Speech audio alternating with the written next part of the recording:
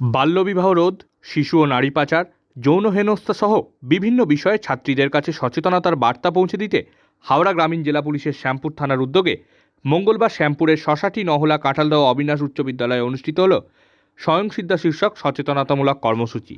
এই কর্মসূচিতে উপস্থিত ছিলেন শ্যামপুর থানার পুলিশ আধিকারিকরা। তারা বিভিন্ন বিষয়ে ছাত্রীদের সচেতনতার পাঠ দেন। স্লাইডের মাধ্যমে পড়ুয়াদের বিভিন্ন বার্তা পৌঁছে দেওয়ার পাশাপাশি তারা সাইবার ক্রাইম নিয়েও এদিনের কর্মসূচিতে আলোকপাত করেন। পাশাপাশি এদিন হাওড়া গ্রামীণ জেলা পুলিশের উইনার্স টিম শ্যামপুর থানার পুলিশ আধিকারিকদের সঙ্গে নিয়ে শ্যামপুরের বিভিন্ন এলাকায় টহল দেয়। ছেলে বা অন্য কারোর সাথে বিয়ে করা উচিত নয়।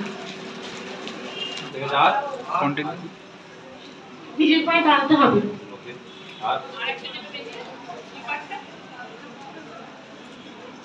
কোনো প্রলোভনে পড়া উচিত নয়।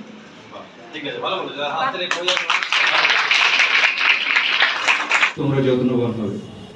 তো স্বয়ংসিদ্ধা বিষয়টা কি, আমরা বিশেষ করে আমরা ক্লাস 8, 9, 10 যখনই আমরা বড় হচ্ছি, অর্থাৎ আমাদের যখন কৈশোর ছেড়ে যৌবনে পা দিচ্ছি, অ্যাডোলেসেন্ট পিরিয়ড, সেই সময় আমরা দেখতে পাচ্ছি কি যে অনেক সময় মেয়েরা বিপথে পরিচালিত হয়, বিভিন্ন প্রলোভনে পড়ে বিপথে পরিচালিত হয়।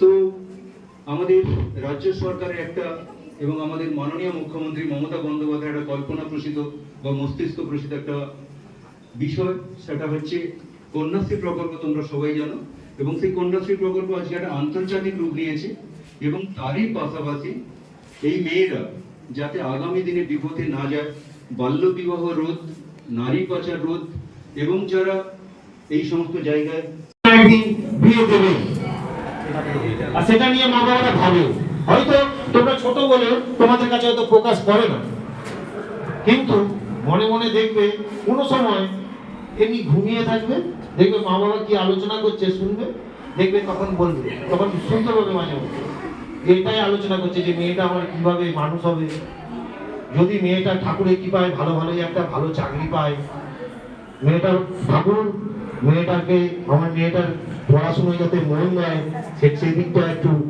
দেখো, ঠাকুরের কাছে গিয়ে প্রার্থনা করছে।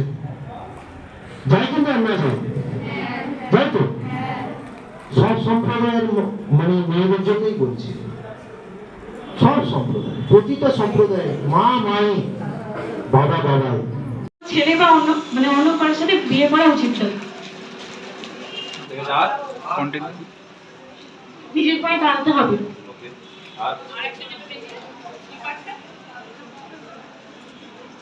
কোনো প্রলোভনে পড়া উচিত নয়।